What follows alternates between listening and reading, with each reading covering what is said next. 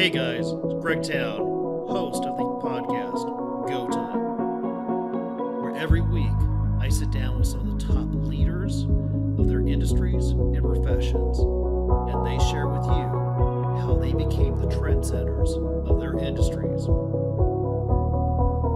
It's Go Time.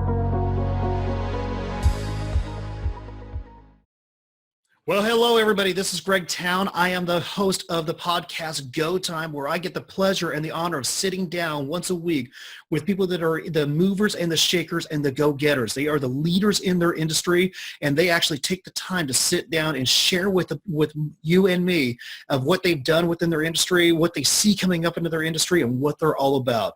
Today, I have the pleasure and the honor of somebody that is one of my nearest and dearest friends, somebody that I have known for many years.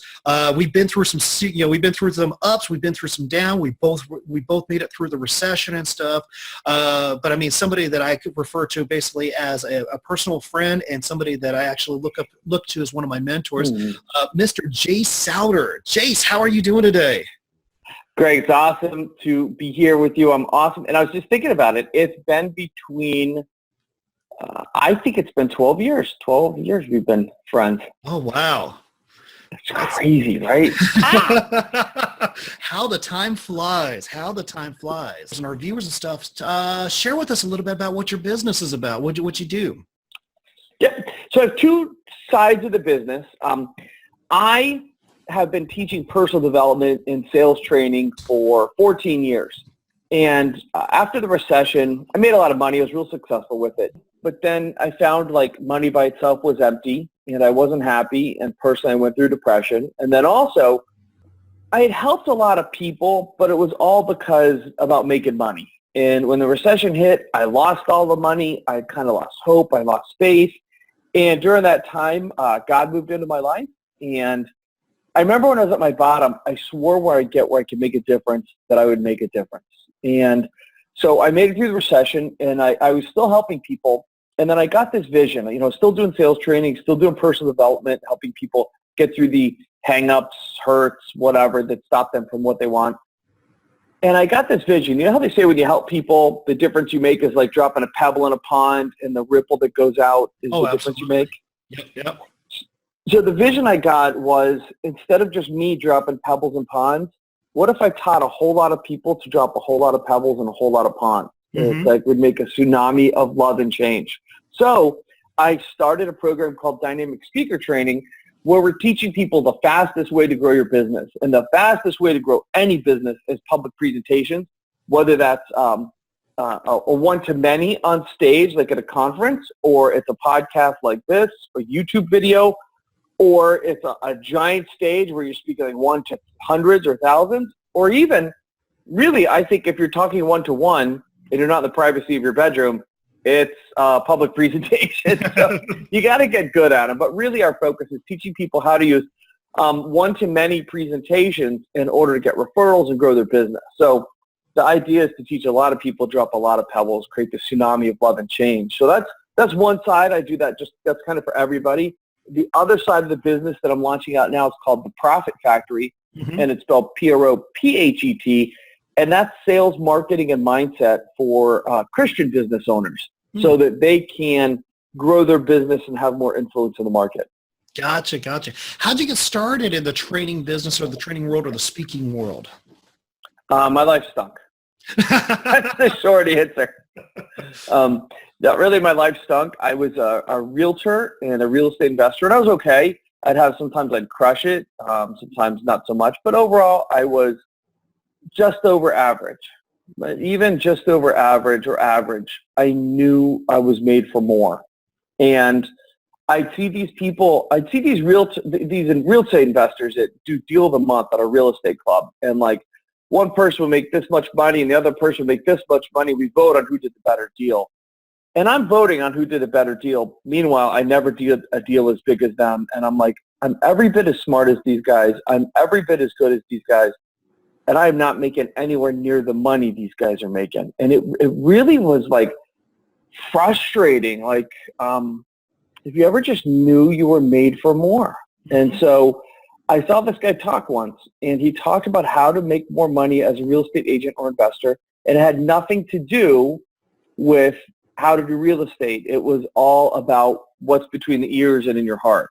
And I was like, whoa, that dude's talking to me. And I signed up for a seminar, and I went. It's like I got my dreams back. A couple weeks later, I went to this other company's personal development seminar, and I found like there's no magic key in life, but if there was, it's working on your subconscious reprogramming.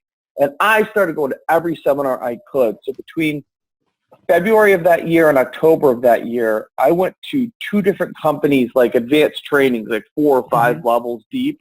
I even went to seminars on how to eat with a fork and knife at business settings. I went to sales trainings. I went to everything I could because I got that who I was isn't who I have to be. I got that the person I've been, that's just who I've been. That's not who I have to be, and that who I am going to be and who I am in this moment is a creation. And the way I boil it down is we are a function of our conditioning. So the way to improve our life is to remove negative conditioning and to put in positive conditioning, and that elevates our results. So I just started reprogramming my conditioning like crazy, and I just kind of found what I was made for. And I'll wrap it up with this part of the story. I was at a seminar once, and they're talking about what do you love to do, and they said typically what you most love doing as a kid is what's really meant for you to do as an adult. And I was like, well, the happiest I ever was as a kid is when I went to like youth retreats with my church, and I was like, but it was like so loving and warm, but you can't have that experience as an adult. And then I looked around the room, and I went, oh, that's the vibe right here. I want to do events. And so I put myself in to start doing events. Oh, wow. Wow. Yeah. So what were some of your best moments in your events and stuff? My best moments of my events? Yeah. One that jumps to my mind is we would do a glass walk, and we had this woman that was terrified of doing the glass walk. And I worked with her for a long time to where she would trust, and it's easy to do it if you follow what we say to do. No one will get hurt. And she did the glass walk, and it's like when she stepped off, the level of emotion that was released, the crying that was released, who she was like a different person, right? And I think my favorite part actually isn't what happens at the event. My favorite part is like this. Like I had people who then were in different real estate trainings with her 6 months and a year later, and they'd come back to me and say, she's a different person now. And that's my favorite part. So like a couple that came through my speaker training a couple years ago, and they hired me to work with them one-on-one. They were doing a keynote speech at this big conference. On Facebook, they put out that they couldn't have done it without my help and some other stuff, and a picture of them on stage. But my favorite part is people who are in the audience complimented them on how well they did. So really, I think my favorite parts are when my clients, who become friends, when my people, I'll just say, when they win massively, so we met through the events, right? Yeah. And when you came through, now you were great because you came back and helped us put on events, and we kept in touch, so I could see how your life progressed. But by and large, we'd sell an event, and then we'd sell like an upsell where people would come maybe 6 months or a year or two later, and then we'd see them again, or maybe we wouldn't. And so I knew that it worked, but I didn't know it worked, or at least I couldn't see it with my own eyes. So now I have a lot more continuity programs where we work with people over time, or I'm hired in some groups. I come back and I speak to that group multiple times. So I get to see people in the audience I've worked with 3 months, 6 months, a year later, and I get to see how much they've changed. And that I love. It's like, it is so rewarding to see people's lives take off. Yeah. Awesome. Yeah. If you could go back in time to younger, to younger Jase, or starting in the speaking world, or for one of our listeners that may be an aspiring speaker or somebody that wants to get into the training world and stuff, what are some advice that you would give those people? Oh, that's a great question. That's such an open-ended question. Do you want to narrow it down anymore? If you could go back in time, what would be something that you would do differently, or what would be some tweaks that you would have made? Okay. By the way, I have my my Dallas Cowboys cup here. We're on the road to the Super Bowl. We'll see you Seahawks in a few weeks.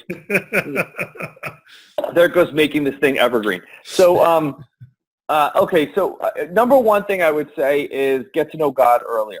Like I always knew God, but I say Jesus. And by the way, if you're watching this, you don't have to believe what I believe. I request you just let me be okay with what I believe. I thought that a big car, I had a dream of buying a Hummer for a long time, a big house, dating a certain kind of woman. I thought all that would make me happy. And no, it wasn't until, not Jesus as a rule, but Jesus as love, like unconditional love came into my heart that I found peace and joy. And so that's the number one thing. And then having that, I used to speak from wanting to fill a hole in my heart. Now I speak out of a space my heart has been filled and I want to give back. So for instance, one time this guy, I just gave away the bridge, which I used to charge $2,500 for. The last time I ever did it, I just gave it away. And this guy came up and said, yeah, that was so awesome of you, and I know you'll get it back. And I was like, yeah, man, I'll make sales, and I'll get rewarded back somehow. And then I stopped, and I went, no, you know what? God's already given me so much more than I deserve. God's given me so much. I just want to pass it on. So that would be the main number one thing is don't speak from filling a hole or ego. Speak from a fill. Some other pieces of advice I'd give, have you ever heard that you teach best what you most need to learn? I believe that. I really, really, really believe that because sometimes we're more passionate about getting the lesson. Now, having said that, what I would say is speak like that and do that, but your sweet spot in business, don't make it something you need to master. Make it something you've mastered. So, for instance, when it comes to speaking, I've climbed that mountain. I've lived my dream. I've spoken on big stage. I've done high 5 figures. Have I done high 6 figures at one presentation? No, that's next. But I've done that. So when I train people in speaking now, I'm speaking from an authority place and not like authority, not like Cartman, like you will respect my authority, but like I'm speaking from a place of I know and I know that I know. And so the second part I would go back to is, and when you're just starting as a speaker, you don't have that. You kind of got to fake it till you make it in some ways, or at least the one thing I did that I would recommend everybody do is I made sure that no matter what, I went way beyond what was needed in order to deliver an amazing experience, whether that was the length of time or the commitment or extras like bringing in musicians or cool experiences or the way we form community. I went above and beyond. And then the piece that I did have, so this wasn't your exact question, but I would tell other speakers who are new, is the thing I was blessed with is because I had studied subconscious reprogramming, and that's like where I kind of cut my teeth. I bring that to everything I do now. So I don't ever just get up there and go, do this. I believe that falls flat. That's called like the world of the how-tos. Brian Clemmer wrote this great book, If How-Tos Were Enough, We'd All Be Skinny, Rich, and Happy. Yep. How-tos aren't enough. We have to combine with the how-tos, like what to do, the action. We have to add on the beliefs. Like, here's what I believe when I'm speaking. Here's what I believe when I take the stage. Here's what I believe when I'm going to get close.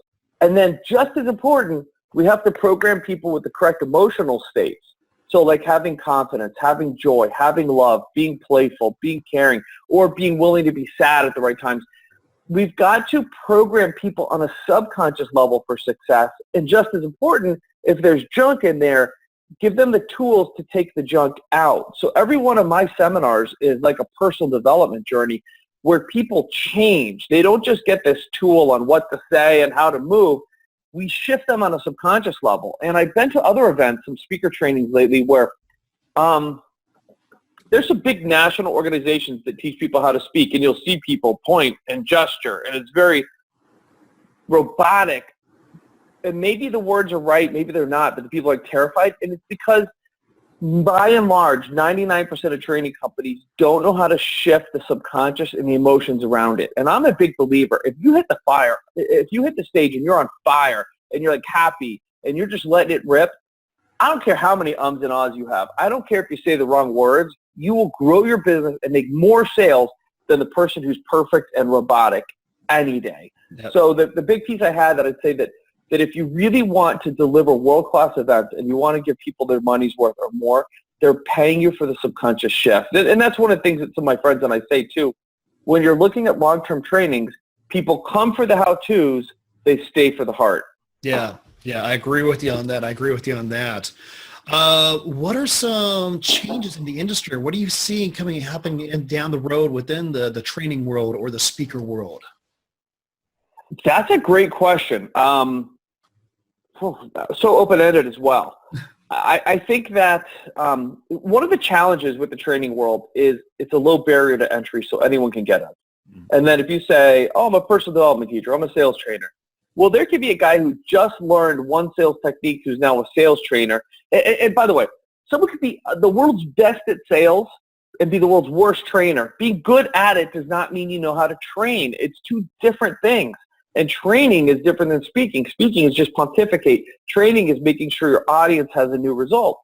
So it's a low barrier to entry, so you can have these horrible trainers in there. But the problem from you and me is, let's suppose we're putting on a sales training and a potential client has just been to a sales training that was horrible. They're going to go, horrible sales training? Yours is probably the same. And then it colors the experience when ours has nothing to do with that other person's, right? Yeah. So I think we need to differentiate ourselves. So there's two thoughts on that. One is if you're not doing, I used to say if you're not doing video, you're going to be left behind. And now I'm saying if you're not doing video, you are left behind. Mm-hmm. Two, really got to start pumping out quality stuff that people can get a taste of, and then they'll buy in. Three, I think people are wanting to buy on payment plans as opposed to big chunks of cash. And then four, I just watched this show on Netflix. I'm right in the middle of the series called Chasing Cameron. Have you seen this thing? I haven't seen that.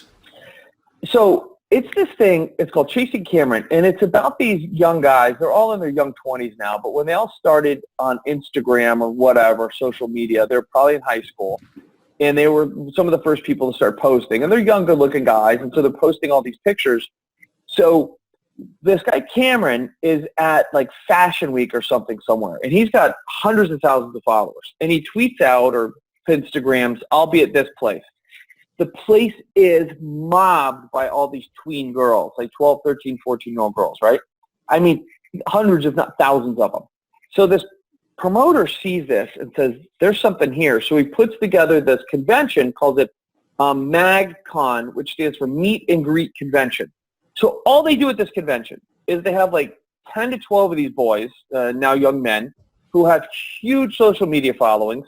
They rent out a big venue. They come on stage, a DJ plays music. These guys just jump around on stage and go, what, hey, how you doing? Like it's as an adult, it's like so not entertaining, right? And then all these girls pay, I don't know how much, but hundreds of thousands of, probably 400 girls a day are there screaming their heads off like they're at a Beatles concert. And then literally they have, step and repeats, like the banners with the logos, and the guys line up and the girls get to come down and meet each one of the guys and do step and repeats. So at one point, these guys' social media feeds were growing by like 700,000 people a month. Wow. So here's my point on this. Those are the young 20s and those girls are the young teens. So 10 years from now, those are going to be the guys will be young 30s and those girls will be the 20s and 15. No. So talking about what's coming in 10 to 15 years, there's going to be not a demand but like a demand in the market for connecting with them socially. Because I'm looking at this business, and some of these guys are making millions of dollars. One guy got paid $25,000 just to tweet out to his social media following a product that he's used. Wow. So I'm looking at this, and what I'm realizing is the power of social media and the power of the conversation they have. And now they don't do everything perfect, but the one thing this one kid keeps saying over and over and over is, my fans are number one. I love my fans. My fans are number one. I love my fans. And I think, especially with the two-way conversation of social media and how accessible that we need to be. Now, we get our boundaries, but you know what I mean by accessible. We need to talk to people. The days of being the superstar trainer and not talking to people, those are done. Mm-hmm. And the days of being like, I'm so great, who are you? Those are done. Really, just as always, you got to put your clients first. And I don't know how to do it yet, but they've got to feel it. I know how to do it live events. I don't know how to do it yet on social media. They've got to feel and get how much you love and care for them. Mm-hmm. Yeah, So does that help at all? that absolutely does help. It's funny. I was actually doing a training yesterday dealing with social media, and I mean, I told people it's like, the concept of likes, hearts, retweets, shares, followers, that's all garbage now. It's all about interaction. That's what social media is all about now. Yeah. So cool. Yeah, I mean, you still have to do the likes and hearts and all that, and the retweets and shares, but you got to do so much more now too. Yeah. What's that one question you wish more people would ask you? The one question that I wish more people would ask me, if they were actually open to the answer and didn't receive it through a filter of their past, I wish more people would ask, what is the access to truth and love? That's what I wish people would ask. I like that. And that's really about God.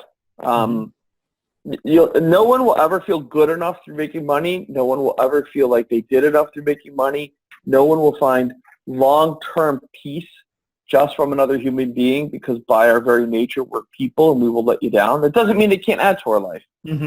But if we think a car, I see these young guys now who are like starting out. I just watched this great movie, and there was these young guys who are just making all this money, and they think they're hot shots, and they're driving the cool cars, and they just think they got it figured out. And I'm like, oh, that was me. And I'm just like, those poor guys, they don't even know it's you, my man. Huh? Wasn't just you, my man. No, and like, my greatest joy now is going on mission trips. My greatest joy is seeing other people win. And here's the other part of it too that I want to put out there. So maybe there's someone on this call who really is heart-centered, who has a connection with God or whatever you believe in, and you really want to help people. So something my dad said to me back in like 10 years ago right now is I'm doing my events and I'm making good money. I'm starting to crank, and he goes, well, you're full of crap. And I said, well, what do you mean? He goes, if you really want to help people, you'll just give it away. And so now I'm like, man, should I just start giving this stuff away? And when I was saved and I went through that recession, I lost all my money, I wanted to just give it away. I made fewer sales selling my same $2,500 for $10 than I did at $2,500. So not only am I making fewer sales, I'm helping fewer people, but now I have $2,490 less to pay bills and market with. So I listened to this thing, and these guys were making this magazine, and it was like they were doing it in service of God. They said, we're going to give it away, and God's gonna bless us and take care of us. And they were rapidly going out of money. And then they said, they got the vision to charge a subscription, and they said, now we help way more people, and we have way more money now. And what I got was there's something to people paying for it that's true. Like when I comp people into my events, by and large, they're the most difficult people, and they don't participate. By and large, not always, by and large.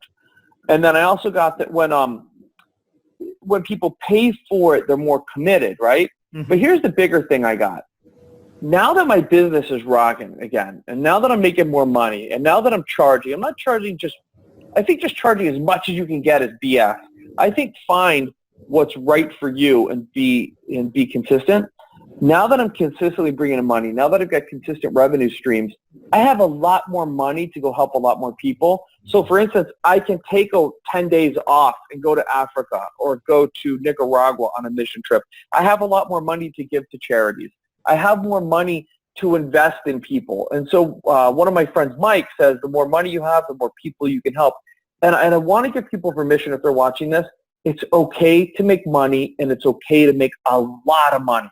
If you're doing it just because you think the money makes you somebody, you're in for disappointment. But if you're using the money as a tool to make a difference, as a change agent, if you're investing it wisely, man, make all you can in a good, ethical way by helping people. And plus, if you're not willing to make money, here's the other big lesson I got, and I'm going back to, is people do what they're taught. So that sounds obvious, but what I mean is, the way you teach them is how they'll teach. In network marketing, the way they're enrolled the first time is how they'll enroll others. So if you comp them, they're going to think they have to comp everybody. If you get them to buy the biggest package, they'll go sell everybody else the biggest package. So if you're, not you, Greg, but someone listening, if someone listening is like, oh, it's not okay to make money, but they're trying to teach people some life skill, that's going to filter through, and then they're going to teach other people to be broke. So Mhm. I'll say angry pastors make angry Christians. So if you think money's okay and money's a good tool and you can lovingly get it, use it as a tool, then the people around you will get that belief set as well. Hey, what are some great ways for people to connect with you or follow you on social media? Is there social media sites that you're great on, or websites that you for people to connect with you on? Yeah, best thing to do is Google me, Jase Souder, Jase, last name Souder, Souder. If you're interested in our speaker training, go to Dynamics. Actually, just go to jasesouder.com, jasesouder.com. We have dynamicspeakertraining.com, but off of Jase Souder, you'll be able to go to different things that we offer, whether it's the Profit Factory or Dynamic Speaker Training or whatever it is. Awesome. Awesome. And you've already shared with us so much great wisdom, so much great nuggets and stuff. I almost feel like I'm asking for, I almost feel a little guilty asking for more and stuff, but any parting wisdoms or any parting comments or thoughts that you have for us today? Am I allowed to do a giveaway on this? Yeah, absolutely. Okay, so if you go to jasesouder.com, there'll be a place to get a free copy of my new book that's coming out, Faith It Till You Make It. Mm-hmm. And it's stories of how faith pulls people through. And then there's a bunch of free training as a speaker and a salesperson up there that you can get as well. And final thought, wow, can you give me a top? I mean, that's such an open-ended question. I'm good at those. Final topic on, let's do this. Final topic on how to kick butt in 2017. Public presentations. Mm-hmm. Start speaking publicly. With the advent of podcasts like this, with internet radio, with regular radio, with how easy it is for people to do TV shows, people are really looking for people to interview. And being on media can position you as an expert as well as people get to know your message. Typically, it's free or low cost. It just costs you time as long as you do it well. So you got to put in the time and effort to learn how to do it well. That's why we do dynamic speaker training, so people can maximize their. This is my final thought I'll give. I call it the one stage crush it. If you have an opportunity to be on one great stage, and how often once in a lifetime opportunities come around? Once when you miss them. What does that mean? Well, if you have an opportunity to be on one great stage and you crush it and you do really, really well, from that one stage, you'll get so many referrals. You get so many more people that want to have you speak. You'll get so many people buying your product or service that your business is made for the year or perhaps your career. So when I started Life Tigers, where we met was in Portland, Oregon. Where that came from was, so I spoke at this one big event. I did high five figures in sales, got a lot of new clients in my business who then came to my events and bought more stuff. And then TJ came up to me after I spoke. He said, man, you've got to come speak in Portland. I'm like, I don't know who this dude is. He just walked up to me in the back of the room. I said, okay. So I go to Portland, speak in Portland, meet a whole bunch of new people like you. And now here we are 14 years later, we're friends and we're, doing business and having this podcast together. So one stage, you crush one stage and it can make your whole business take off.